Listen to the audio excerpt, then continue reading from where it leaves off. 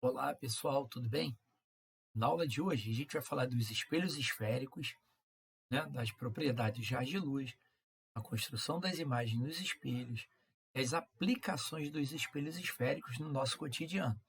Bom, a gente já falou do espelho plano, né, dos fundamentos da óptica geométrica, e na aula de hoje a gente vai falar dos espelhos esféricos, né? A gente vai ver que os espelhos esféricos, eles têm um conjunto, né, de aplicações muito maiores do que os espelhos planos. Por exemplo, os espelhos retrovisores, por exemplo, de automóveis ou de motocicletas, eles são convexos, né? São convexos. Por que que é mais conveniente, por exemplo, para o motociclista, utilizar um espelho esférico convexo que utilizar um espelho plano, por exemplo? Porque o convexo, ele reduz o tamanho da imagem, né? A gente vai ver daqui a pouco. Ele nos dá uma visão mais ampla do território, nos dá uma segurança maior no trânsito. Embora nos espelhos esféricos, né, a imagem não é simétrica do objeto em relação ao plano do espelho, como acontece no espelho plano, os espelhos esféricos, eles têm essa capacidade, né? O convexo, por exemplo, essa capacidade de ampliar a imagem, né? Ou melhor, desculpa, de ampliar meu campo de visão. Ele não amplia a imagem, né? Ele conjuga uma imagem reduzida, ele reduz o tamanho da imagem, mas ele amplia meu campo de visão, me dá uma segurança maior no trânsito. Já os espelhos côncavos, por exemplo, né? Os espelhos parabólicos ou os espelhos côncavos, eles têm a capacidade de ampliar a imagem, né? Uma pessoa quando vai se maquiar, por exemplo, você vai se maquiar, ela coloca o espelho côncavo bem próximo do rosto. Por quê? Porque esse espelho tem a capacidade de ampliar a imagem, conjugar uma imagem ampliada. O dentista, por exemplo, quando ele vai analisar uma cárie, né? Uma cárie, ele coloca o espelho côncavo bem próximo do dente. Qual o objetivo? Ampliar a imagem da cárie que ele quer observar. Bom, então na aula de hoje, pessoal, a gente vai falar das aplicações dos espelhos esféricos na construção geométrica das imagens conjugadas de um objeto situado diante do espelho. Bom, então vamos lá. O que é o espelho esférico? Pessoal, os espelhos esféricos, côncavos e convexos, são calotas esféricas polidas que têm um alto poder de reflexão, né? Quando a parte refletora do espelho é a parte interna, a gente diz que o espelho é côncavo. Quando a superfície refletora é a superfície externa, a parte de trás da colher, por exemplo, a gente diz que o espelho é convexo. Tá legal? O côncavo, a superfície refletora é a parte interna, e o convexo, a superfície refletora é a parte externa do espelho. Outro detalhe, pessoal, outro detalhe. As leis da reflexão, a gente viu lá no espelho plano, né, a primeira lei, o raio incidente, o raio refletido, a reta normal são coplanares, né? O ângulo de incidência é sempre igual ao ângulo de reflexão.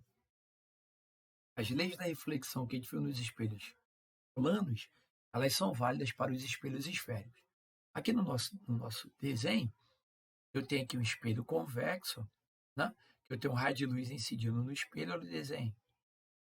Olha lá, sofre reflexão, né? E volta.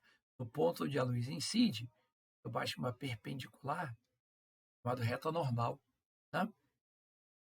Aqui eu tenho um espelho convexo e aqui eu tenho um espelho côncavo. Tá vendo? Né? A superfície refletora é a parte interna e aqui a superfície refletora é a parte externa. Bom, vamos definir aqui a geometria dos espelhos. Né? A geometria, olha lá, os elementos geométricos dos espelhos. Olha lá. Como o espelho é obtido? Né? Seccionando uma calota esférica, né? Uma calota, o que, que acontece? Para o espelho côncavo ou convexo, a gente define o foco. O que é o foco? É o ponto do eixo principal. O que é o eixo principal? É um segmento de reta que contém o foco e o centro de curvatura. Esse segmento de reta imaginário aqui, ó, contém o vértice, né, dizendo, e o centro de curvatura do espelho. O que é o centro de curvatura? O centro de curvatura do espelho é o raio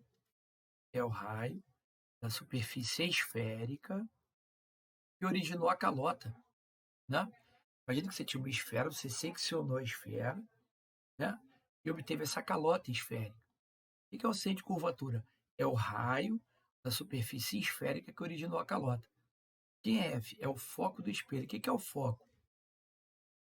O foco do espelho é o ponto do eixo principal, né? É o ponto do eixo principal, onde se concentram os raios de luz que incidem no espelho numa direção paralela ao eixo principal. Então, para os espelhos esféricos, côncavos e convexos, a gente define os elementos geométricos. O vértice da calota, que eu tenho um vértice da calota esférica, eu tenho o foco, é o ponto do eixo principal, onde se concentram os raios que incidem no espelho na direção paralela, eu tenho o centro de curvatura. O que é o centro de curvatura? É o raio da superfície esférica que originou a calota. Outro detalhe que é importante para a gente, a distância focal, né, ou foco do espelho, é metade do raio de curvatura. Legal? Ele é metade do raio de curvatura. Isso a gente demonstra utilizando a aproximação de Gauss. Tá legal, pessoal? Quem é? É o raio da superfície esférica que originou a calota. A distância focal é metade do raio de curvatura. Outro detalhe, que para os espelhos côncavos, o foco é real, né? O foco é real, o foco é positivo, lá no referencial de Gauss. Para os espelhos convexos, o foco é virtual, ele é negativo, ele é formado pelo prolongamento dos raios que saem do sistema óptico. Legal, pessoal? Bom, aí vem alguns raios particulares que é importante a gente conhecer no estudo dos espelhos. É de verificação teórica e experimental. Né? Aqui é o primeiro raio. Aqui eu tenho um espelho côncavo, tá vendo? Aqui eu tenho um espelho côncavo, né? Tem um espelho côncavo. Bom, aqui no desenho, a gente representa um raio paralelo ao eixo principal. Ó.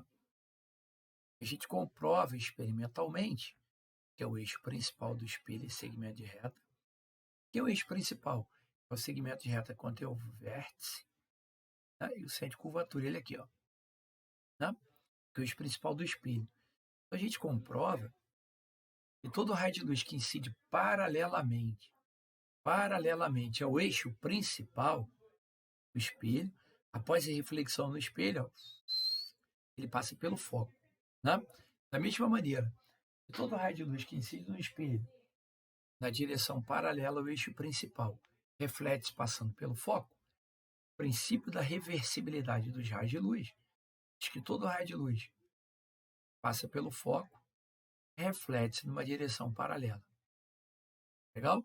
Princípio da reversibilidade. Isso tem uma aplicação prática na construção das lanternas, farol de automóveis, por exemplo.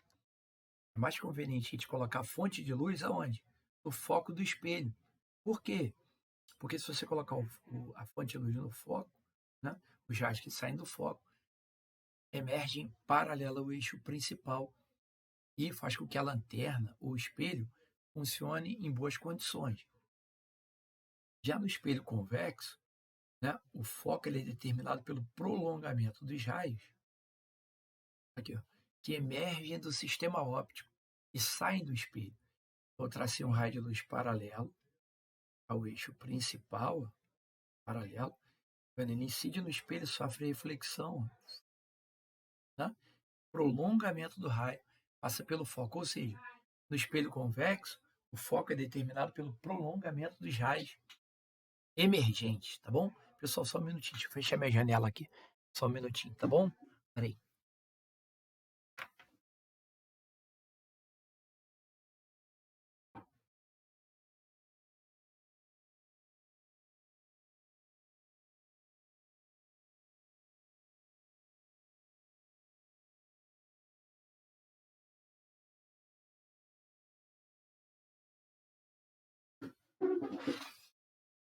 Bom, voltamos. Voltamos, pessoal, perdão. Fechar a janela. Então vamos lá. De novo, o foco do espelho côncavo, né? Ele é chamado de foco real, porque ele é determinado pela interseção efetiva dos raios que incidem no espelho numa direção paralela ao eixo principal. No espelho convexo, o foco ele é chamado de virtual. Por quê? porque ele é formado pelo prolongamento dos raios que emergem do espelho. Ele é chamado de foco virtual. Legal? Bom, uma outra propriedade dos raios de luz, que a gente já tinha comentado, né? Está aqui no desenho. Todo raio de luz que incide paralelamente ao eixo principal reflete passando pelo foco. Todo raio de luz que incide no espelho passando pelo foco reflete paralelo ao eixo principal. No espelho convexo é a mesma coisa. Eu traçar um raio de luz passando pelo foco, o prolongamento dele, todo raio de luz que incide no espelho passando pelo foco reflete-se numa direção paralela ao eixo principal. Né? Olha lá. Outro detalhe, outra propriedade de raio de luz que é importante para a gente. Todo raio de luz que incide no espelho passando pelo centro de curvatura, ele volta sobre si mesmo. Todo raio de luz que incide no espelho passando pelo centro, reflete-se sobre si mesmo. Olha lá. Né? Ele bate no espelho e volta sobre si mesmo. Aqui, ó. Já no espelho convexo, o centro é determinado pelo prolongamento dos raios que emergem do espelho. A raio de luz bateu, vai sofrer reflexão, vai voltar. Prolongamento do raio passa pelo centro de curvatura. Todo raio de luz que incide no espelho na direção do centro reflete sobre si mesmo. O centro de curvatura do espelho ele é chamado de ponto autoconjugado. A gente vai ver daqui a pouco por quê. Ponto autoconjugado. Por que autoconjugado? Vai ver daqui a pouco. Se você colocar um objeto no centro de curvatura do espelho, a imagem deste objeto conjugada pelo espelho vai se formar no próprio centro de curvatura. Ou seja, o centro de curvatura é um ponto autoconjugado. Né? E, pela segunda lei da reflexão, todo raio de luz que incide no vértice do espelho reflete-se numa direção simétrica. Por quê? O ângulo de incidência é sempre igual ao ângulo de reflexão. O ângulo de incidência é sempre igual ao de reflexão. Né? Olha lá. Tanto no espelho côncavo quanto no espelho convexo. Todo raio de luz que incide no espelho, né, no vértice do espelho, reflete-se numa direção simétrica devido à segunda lei da reflexão da luz. Diz que o ângulo de reflexão é sempre igual ao ângulo de incidência. Tá legal? Bom, aí vamos ver como é que a gente constrói as imagens diante dos espelhos. Ó, aqui eu tenho um espelho convexo. No espelho convexo, o caso é único, né? Só tem um tipo de imagem no espelho convexo. Ó, aqui eu tenho um objeto, né? A vela, um objeto. É uma vela. O comprimento é AB. Essa vela parte infinitos raios. Né? Mas para eu construir a imagem desse objeto, dessa vela, basta eu traçar ou utilizar duas propriedades de raio de luz. Primeira propriedade, todo raio de luz que incide paralelamente ao eixo principal, olha lá, todo raio de luz que incide paralelamente ao eixo principal reflete na superfície do espelho, ele é refletido. Só que no espelho convexo, né, o prolongamento do raio refletido, ó, que é o raio refletido, prolongamento, o raio refletido, prolongamento, vai passar pelo foco. Tá vendo? Lá, prolongamento do raio refletido passa pelo foco. Segundo raio, oscilação raio passando pelo centro de curvatura, na direção, melhor dizendo, do centro de curvatura aqui. Todo raio de luz que incide no espelho na direção do centro, curvatura, ele reflete sobre si mesmo, né? Ele volta sobre si mesmo. Então, o prolongamento dos raios, né, vai me dar a imagem desse objeto atrás do espelho. Essa imagem que é do objeto que é conjugada atrás do espelho, ela é virtual. Virtual por quê?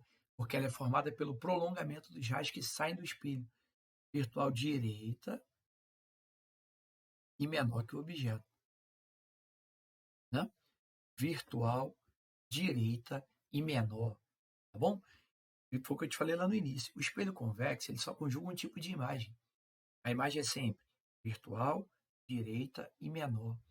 Legal? Com isso, esse espelho ele reduz o tamanho da imagem, te dá a visão mais ampla do território, te dá uma segurança maior no trânsito. Legal? Te dá uma segurança maior no trânsito.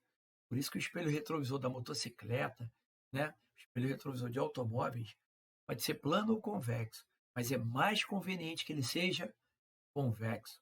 Tá legal? Quer ver? Deixa eu te mostrar lá na frente, rapidinho, pessoal. Deixa eu te mostrar aqui, rapidinho, uma questão DEAN. Tá? Uma questão que caiu na sua prova. Calma aí, tá, pessoal? Espera aí, rapidinho. Vou mostrar aqui uma questão DEAN. Né? Olha só essa questão DEAN.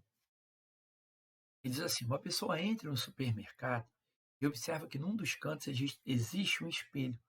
Quando passa próximo a esse espelho, percebe que sua imagem é menor do que aquela que ela vê no espelho do seu banheiro, ou seja, a imagem é menor. O espelho convexo, ele reduz o tamanho da imagem, né? Olha lá, do que aquela que ele vê no espelho do seu banheiro.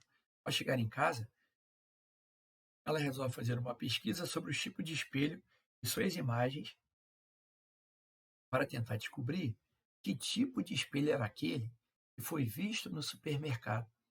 A resposta encontrada foi: o espelho é convexo e a imagem é virtual. O espelho convexo, ele conjuga uma imagem virtual, direita e menor. Ele reduz o tamanho da imagem, te dá uma visão mais ampla do território. Legal? E outra questão DEAN, bem legal, né? Olha essa questão DEAN. Questão número 8. Assinale a opção que completa corretamente as lacunas da sentença abaixo. Para melhorar a visibilidade, o motorista pode adicionar ao espelho retrovisor externo de seu veículo. Para melhorar a visibilidade, o motorista pode adicionar ao espelho retrovisor externo de seu veículo. Aí ele botou um espelho, pontinho, pontinho, pontinho, porque esse artefato apresenta maior. Ele botou espelho côncavo, né? Um espelho plano, uma lente. Claro que não, pessoal. O espelho retrovisor, para melhorar a minha visibilidade, ele deve ser convexo, né?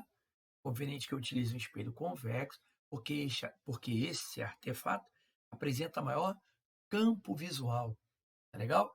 Apresenta maior campo de visão. O espelho convexo ele reduz o tamanho da imagem, me dá uma visão mais ampla do território, me dá uma segurança maior no trânsito. Então, na prova DEAN, a opção correta seria a letra D. Tá legal? Letra D. Nada demais. Né? Lá na prova DEAN, uma questão, duas questões bem tranquilas, lá na prova de aprendizes marinheiro. Pessoal, então a gente vai ficar por aqui. Por enquanto, a gente falou do espelho convexo. Tá legal? Daqui a pouco eu volto falando dos espelhos côncavos. E aí, pessoal, obrigado pela atenção e até a próxima.